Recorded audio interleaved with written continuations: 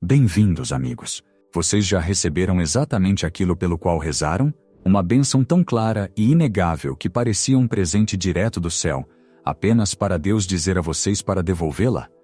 Hoje, estamos entrando em um dos mistérios mais confusos e profundos da vida espiritual.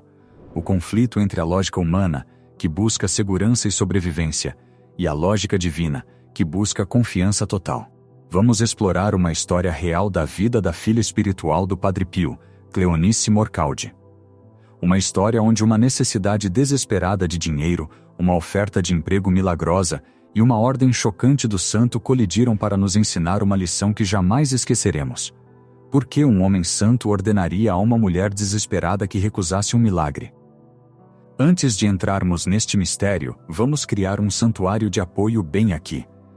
Se você está carregando um fardo hoje, uma decisão que não consegue tomar ou uma preocupação que não dorme, por favor, escreva nos comentários abaixo. Se você não consegue encontrar as palavras, simplesmente escreva Amém, e nós entenderemos. E peço a você, como um ato de caridade, que role para baixo e encontre um irmão ou irmã que esteja sofrendo e responda a eles com uma palavra de esperança. Que ninguém nesta comunidade caminhe sozinho hoje. Para entender o peso desta história, precisamos primeiro entender a mulher no centro dela e a realidade esmagadora do mundo em que ela vivia. Muitas vezes olhamos para a vida dos santos através de uma névoa dourada de nostalgia, imaginando que a vida em San Giovanni Rotondo, enquanto o Padre Pio estava vivo, não era nada além de alegria constante e êxtase místico. Esquecemos a sujeira, o frio e a fome que corroía. Esquecemos que esta era uma terra rigorosa e implacável no sul da Itália, recuperando-se dos estragos da guerra, profundamente atolada na pobreza. Cleonice Morcaldi não era apenas uma espectadora. Ela era uma das almas mais próximas do coração do Padre Pio. Ela era frequentemente chamada de sua filha primogênita, uma mulher de fé profunda que havia dedicado sua vida à espiritualidade. Mas a dedicação espiritual não enche o estômago. Cleonice era órfã. Ela havia perdido os pais, e o pesado manto de chefe da família caiu sobre seus ombros. Ela era responsável por seus irmãos, responsável por manter um teto sobre suas cabeças, e responsável por colocar pão na mesa em uma época em que o pão era escasso. Tente se colocar no lugar dela por um momento. Imagine a ansiedade que te acorda às 3 horas da manhã. É o medo da insolvência. É o medo de olhar nos olhos da sua família e admitir que você falhou com eles. Cleonice era educada, era inteligente e era uma professora diplomada. Mas, naqueles dias, ter um diploma não era suficiente. Empregos não eram encontrados, eram disputados. Cargos públicos, especialmente cargos de ensino, eram o santo graal do emprego. Eles ofereciam um salário estável, uma aposentadoria e dignidade. Eram a diferença entre mendigar e viver. Por meses, talvez anos, a oração na casa dos Morcaldi era a mesma. Senhor, enviai trabalho. Senhor, salvai-nos desta pobreza. Era uma oração que ecoava nas frias paredes de pedra de sua casa. Era uma oração que Cleonice carregava consigo todas as manhãs enquanto subia o caminho rochoso até o convento dos Capuchinhos para assistir à missa do Padre Pio. Ela se ajoelhava no chão duro, observando o padre estigmatizado lutar com o mistério da paixão, e ela implorava silenciosamente: reze por nós. Precisamos de ajuda. E então, aconteceu. Os céus pareceram se abrir. Chegou uma carta. Era oficial, carimbada com o selo do governo. Cleonice a abriu, com as mãos trêmulas. Era uma nomeação, uma designação direta. Ela havia recebido um cargo de professora. Era um bom emprego. Era um emprego seguro. Era a resposta para cada conta do rosário que ela havia percorrido na escuridão de sua preocupação. Havia, no entanto, uma condição. O emprego não era em San Giovanni Rotondo. Era em uma cidade chamada Vieste, uma cidade costeira a alguma distância. No mundo moderno, com carros e rodovias, isso pode parecer um inconveniente menor. Mas nas décadas de 1930 e 1940, para uma mulher solteira mudar-se para uma cidade diferente, deixando a casa da família, era uma mudança significativa. Significava separação. Significava viagem. Mas o que era isso comparado à alegria de um salário? O que era um pouco de distância comparado à segurança da comida? A família estava em êxtase. Vocês podem imaginar a cena na cozinha deles, o alívio, as risadas, talvez até as lágrimas de gratidão. A nomeação era passada de mão em mão como uma joia preciosa. Deus nos ouviu, eles certamente disseram. O Padre Pio rezou por nós, e olhem o que chegou. Naturalmente, a primeira coisa que Cleonice quis fazer foi compartilhar esse triunfo com seu pai espiritual. Ela queria mostrar a ele que suas orações tinham funcionado. Ela queria a bênção dele neste novo capítulo de sua vida. Ela pegou a carta oficial, aquele papel que representava sua salvação da pobreza, e foi para o convento. Ela encontrou o Padre Pio. Podemos imaginá-la se aproximando dele, talvez na sacristia ou em um corredor, com o rosto brilhando com a novidade.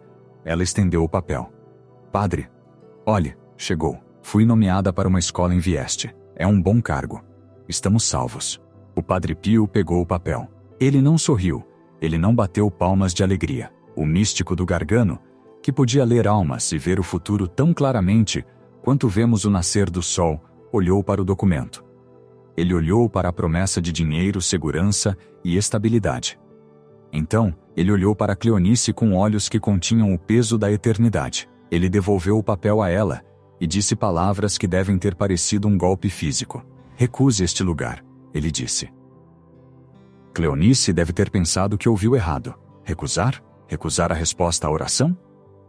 Recusar a única tábua de salvação que sua família tinha? Ela gaguejou, provavelmente explicando os benefícios. Mas, padre, é um emprego público. É um salário. Minha família. O Padre Pio não era um homem de debater quando o Espírito Santo lhe dava uma diretriz. Ele não ofereceu uma explicação longa e lógica. Ele não puxou uma planilha de prós e contras. Ele simplesmente repetiu a ordem, ancorando-a na única coisa que importa, a divina providência. Recuse este lugar, ele repetiu com firmeza. O Senhor proverá. E então, ele encerrou o assunto. Este é o momento em que a história muda de uma simples biografia para uma profunda lição de fé. É fácil obedecer a Deus quando Ele nos pede para fazer algo que gostamos. É fácil obedecer quando o caminho é claro e lógico.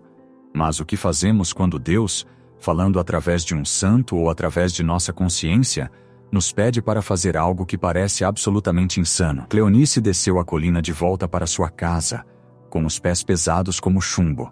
Ela segurava a carta na mão, a carta que deveria ser seu bilhete para a liberdade, que agora havia se tornado uma prova de fogo.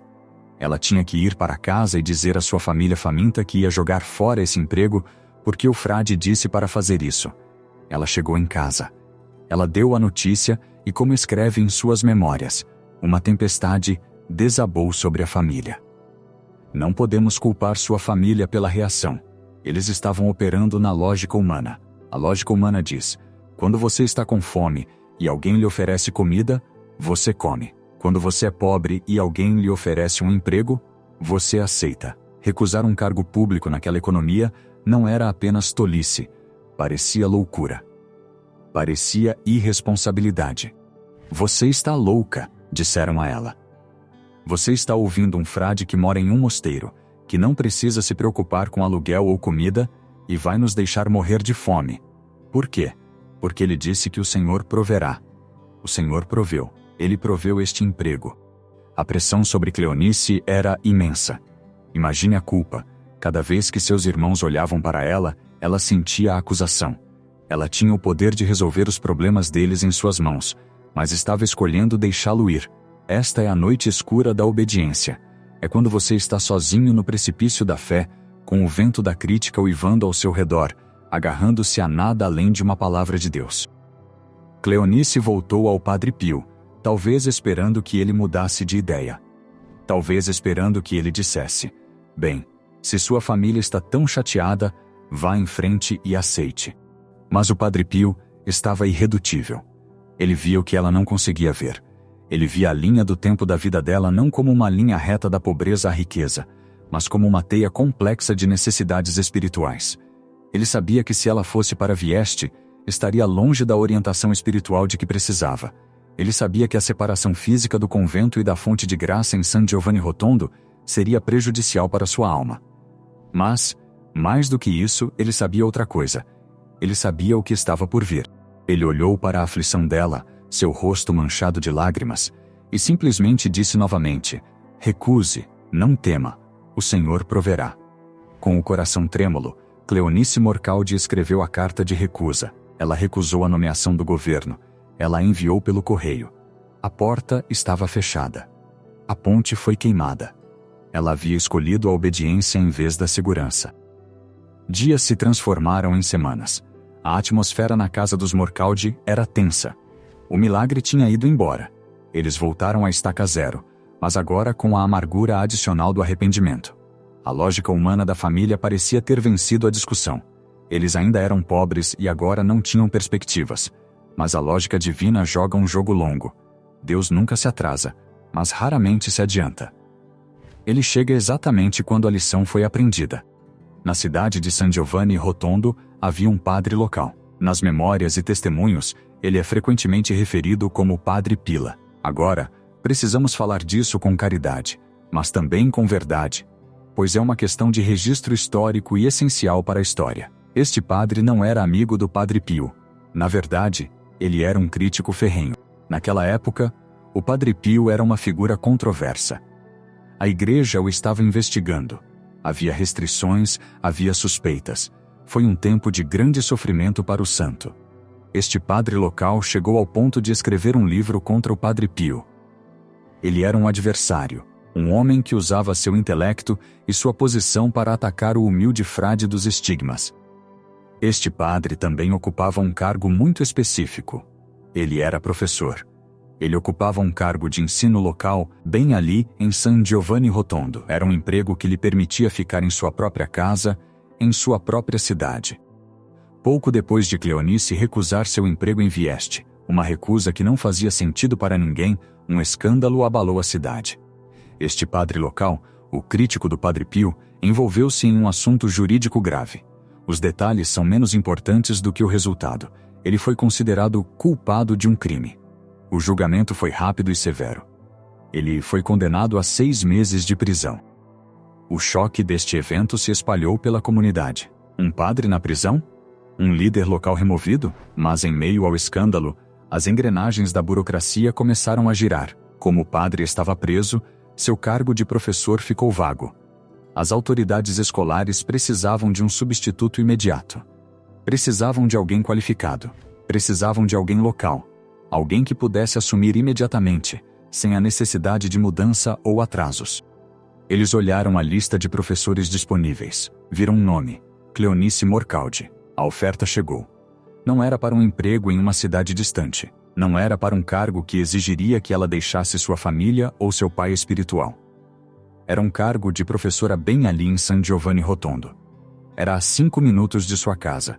Era à sombra do convento. O salário era o mesmo. A segurança era a mesma. Mas as condições eram infinitamente melhores. Quando a notícia chegou a Cleonice, a compreensão deve tê-la inundado como um maremoto. Se ela tivesse aceitado o primeiro emprego, o milagre em Vieste, ela estaria contratualmente presa a ele. Ela estaria vivendo a quilômetros de distância, solitária e separada de sua rede de apoio. Ela estaria inelegível para esta vaga local, porque ela obedeceu ao duro não do Padre Pio. Ela estava disponível para o sim perfeito de Deus. Ela correu para o convento. Desta vez, suas lágrimas não eram de ansiedade, mas de admiração. Ela encontrou o Padre Pio. Antes mesmo que ela pudesse falar, o santo olhou para ela. Podemos imaginar o brilho em seus olhos, aquela mistura profundamente paternal de humor e santidade. Ele não esperou que ela explicasse. Simplesmente olhou para ela e disse: "Eu não te disse. Quem obedece canta vitória. Quem obedece canta vitória." Vamos fazer uma pausa e deixar essa frase penetrar em nossos corações. Esta história não é apenas sobre um emprego, não é apenas sobre Cleonice, é sobre nós. É sobre a maneira como interpretamos os eventos de nossas vidas. Quantas vezes nos contentamos com o bom porque não confiamos em Deus o suficiente para esperar pelo melhor? O emprego em Vieste era bom. Era uma resposta legítima à oração. Para todos os padrões humanos, era uma vitória. Mas não era a vitória de Deus. A vitória de Deus incluía Cleonice permanecer perto da fonte de sua vida espiritual. A vitória de Deus incluía ela permanecer com sua família sem a dor da separação. Mas para chegar à vitória de Deus, ela teve que passar pelo vale da sombra da dúvida. Ela teve que suportar as críticas de sua família. Ela teve que suportar o terror de não ter uma rede de segurança visível. O Padre Pio via o tabuleiro de xadrez. Ele via que o padre local seria removido. Ele não causou isso. Foi o resultado das próprias ações do padre. Mas na luz de Deus, ele viu a vaga que estava por vir. Ele sabia que Deus move as peças de maneiras que não podemos compreender. Ele sabia que, às vezes, Deus usa a queda dos orgulhosos para prover aos humildes. O padre que escreveu contra o Padre Pio, que tentou diminuir sua obra, acabou, sem saber, providenciando a vaga que salvou a filha espiritual do Padre Pio. Esta é a ironia divina. A própria coisa que parecia um desastre, o atraso, a recusa, era na verdade a proteção. Agora, vamos mais fundo. O que isso nos ensina sobre a natureza da oração e a natureza do não? Muitas vezes, tratamos a oração como uma máquina de venda automática. Inserimos nosso pedido e esperamos que o produto específico que imaginamos caia na bandeja. Quando isso não acontece, ou quando recebemos algo diferente, entramos em pânico. Achamos que Deus nos abandonou. Mas o Padre Pio nos ensina aqui que Deus é um pai, não uma máquina de venda automática. Um pai nem sempre dá ao filho o que o filho pede, mesmo que o pedido pareça razoável. Se uma criança pede uma faca afiada para cortar uma maçã, o pai diz não, não porque queira que a criança passe fome, mas porque ele pretende cortar a maçã ele mesmo e dá-la à criança com segurança. Cleonice queria a faca, ela queria cortar seu próprio caminho para a segurança em Vieste. O Padre Pio disse, não, largue a faca, sente-se à mesa, o pai está preparando a refeição. Isso requer uma quantidade aterrorizante de confiança, requer que acreditemos que o silêncio de Deus não é a ausência de Deus. Requer que acreditemos que quando uma porta se fecha com força, ou quando nos dizem para nos afastarmos de uma porta aberta, é porque há um palácio esperando na virada da esquina. Pensem na tempestade na família de Cleonice. Todos nós temos essas vozes em nossas vidas. São as vozes da praticidade, do medo, da sabedoria mundana. Você precisa se cuidar. Você precisa agarrar o que puder. Você está sendo espiritual demais. Você precisa ser realista. O Padre Pio nos desafia a redefinir o que é realista. É realista confiar no Criador do Universo que possui o gado em 1000 colinas? Ou é realista confiar apenas no que nossas mãos limitadas podem alcançar? A visão realista era que Cleonice estava louca. A visão espiritual era que ela era fiel. E, no final, a visão espiritual provou ser a única que estava de fato fundamentada na realidade de como o mundo funciona sob a providência de Deus. A frase "quem obedece canta vitória" sugere que há uma batalha. Você não canta vitória se não houve guerra. A guerra era interna. A guerra era Cleonice lutando contra seu próprio medo. A guerra era permanecer firme quando todos que ela amava diziam que ela estava errada. A obediência é a arma que vence essa guerra. Mas notem que a obediência aqui não foi passiva, foi ativa.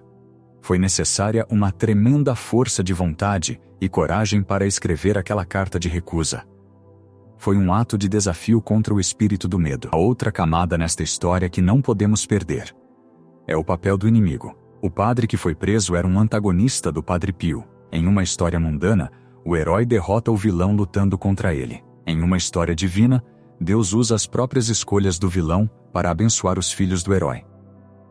O Padre Pio não se alegrou com a queda do padre. Os santos nunca se alegram com o pecado ou o sofrimento, mas ele reconheceu a soberania de Deus sobre isso. Ele viu que até mesmo as rupturas do mundo, o crime, a prisão, o escândalo, podem ser tecidos em uma tapeçaria de provisão para os fiéis. Isso deve nos dar imenso conforto. Significa que mesmo quando estamos cercados por inimigos, mesmo quando o mundo parece caótico e corrupto, Deus ainda é o dono da casa. Ele pode pegar uma vaga criada por um escândalo e transformá-la em um santuário para uma filha fiel. Também precisamos refletir sobre como teria sido a vida de Cleonice se ela tivesse aceitado o emprego em Vieste. Ela teria sido professora, sim. Ela teria tido dinheiro, sim. Mas ela teria perdido a conexão diária com o Padre Pio. Ela teria perdido os milhares de missas, as confissões, a direção espiritual que a transformaram em uma grande alma. Muitas vezes rezamos por prosperidade, mas Deus está planejando nossa santidade. Às vezes, a prosperidade, até mesmo um emprego abençoado, pode ser uma distração da santidade que Deus quer construir em nós. O Padre Pio sabia que, para Cleonice, a proximidade com o altar era mais valiosa do que uma carreira. Ele lutou pela alma dela, não apenas pela carteira dela. E, ao fazer isso, ele nos mostrou que se priorizarmos o reino de Deus, todas essas coisas, como comida, abrigo e trabalho, nos serão acrescentadas, assim como Cristo prometeu. Mas vamos ser honestos uns com os outros, isso é difícil. É fácil ouvir essa história e acenar com a cabeça. É muito mais difícil vivê-la numa terça-feira de manhã, quando as contas vencem e a conta bancária está vazia. É mais difícil quando estamos solteiros e solitários e conhecemos alguém que é quase a pessoa certa, mas não está certo com Deus, e temos que escolher entre a solidão e fazer concessões. É mais difícil quando nos oferecem uma promoção que exige que sacrifiquemos nossa ética ou nosso tempo com a família. Nesses momentos, somos Cleonice segurando a carta. Estamos encarando a nomeação que resolve nosso problema imediato, mas põe em risco nosso destino final. O que fazemos? Precisamos procurar o nosso Padre Pio. Podemos não ter o santo sentado em um confessionário à nossa frente, mas temos o Espírito Santo. Temos os ensinamentos da Igreja. Temos as Escrituras. Temos a voz mansa da consciência. E quando essa voz diz espere, ou recuse, ou confie, devemos nos lembrar da mulher que ficou ao vento do Gargano, aterrorizada e julgada, que jogou fora sua rede de segurança porque um homem santo lhe disse para confiar em Deus. Devemos nos lembrar do resultado. Ela não morreu de fome. Ela não fracassou. Ela foi elevada. Ela recebeu um lugar de honra bem em sua própria casa. Ela não perdeu nada e ganhou tudo. A lógica de Deus muitas vezes é o inverso para a mente humana. Para subir, você deve descer. Para receber, você deve dar. Para viver, você deve morrer para si mesmo. E para vencer, você às vezes deve entregar a própria coisa que acha que mais precisa. Cleonice Morcaldi viveu uma longa vida perto do Padre Pio. Ela se tornou um pilar de sua família espiritual. Suas memórias, Minha Vida Perto do Padre Pio, são um tesouro desse tipo de histórias. Histórias que despojam nossas ilusões de controle e nos convidam para a aventura selvagem, aterrorizante e bela da dependência total de Deus. Ao chegarmos ao final desta reflexão, quero que você volte àquele fardo que talvez esteja carregando. Pense naquela decisão que você está enfrentando. Existe uma vieste na sua vida? Existe algo que parece uma solução, mas no fundo seu espírito está inquieto? Existe um atalho que você está tentado a pegar? Existe uma bênção que você está segurando com tanta força que os nós dos seus dedos estão brancos? Talvez hoje, Deus esteja pedindo para você abrir a mão. Talvez Ele esteja pedindo que você confie que, se largar o bom, Ele tem o melhor esperando por você. Pode envolver um tempo de espera. Pode envolver uma tempestade de confusão. As pessoas podem não te entender, mas lembre-se da promessa. O Senhor proverá. Não o Senhor talvez proveja. Não o Senhor proverá se a economia estiver boa. O Senhor proverá. Ele é o mesmo Deus que viu o armário vazio da família Morcaldi. Ele é o mesmo Deus que sabia a data exata em que um cargo de professor abriria em San Giovanni Rotondo. Ele é o mesmo Deus que sabe o número de fios de cabelo em sua cabeça e o número de lágrimas que você chorou. Não tenha medo do não. Não tenha medo da porta fechada. Uma porta fechada é muitas vezes a maneira de Deus te proteger de entrar em um quarto pequeno demais para o seu destino. Padre Pio, de seu lugar no céu, ainda fala com seus filhos espirituais. Ele ainda sussurra para nós quando estamos ansiosos. Reze, espere e não se preocupe. Mas, como aprendemos hoje, ele também acrescenta: obedeça, ouça a verdade profunda de Deus, mesmo quando ela contradiz o barulho frenético do mundo. Vamos pedir a intercessão de São Pio hoje. Vamos pedir a coragem de Cleonice. Vamos pedir a graça de permanecer firmes na tempestade, agarrando-nos a nada além da promessa de Deus. E se você está nesse período de espera agora, se recusou o mundo e está esperando a resposta de Deus, levante a cabeça. Sua San Giovanni Rotondo está chegando. Sua vitória está sendo preparada. A vaga está sendo criada. As peças estão se movendo porque aqueles que confiam, Aqueles que acreditam e aqueles que obedecem irão, eventual e inevitavelmente, cantar vitória. Obrigado por passar este tempo conosco. Se esta história tocou seu coração, se ela lhe deu uma renovada sensação de força para enfrentar suas próprias decisões, por favor, compartilhe com alguém que precisa ouvir isso. E não se esqueça de verificar os comentários. Alguém lá pode precisar de suas palavras de encorajamento hoje. Até a próxima, que a paz de Cristo, que excede todo o entendimento, guarde seus corações e suas mentes. Deus abençoe vocês.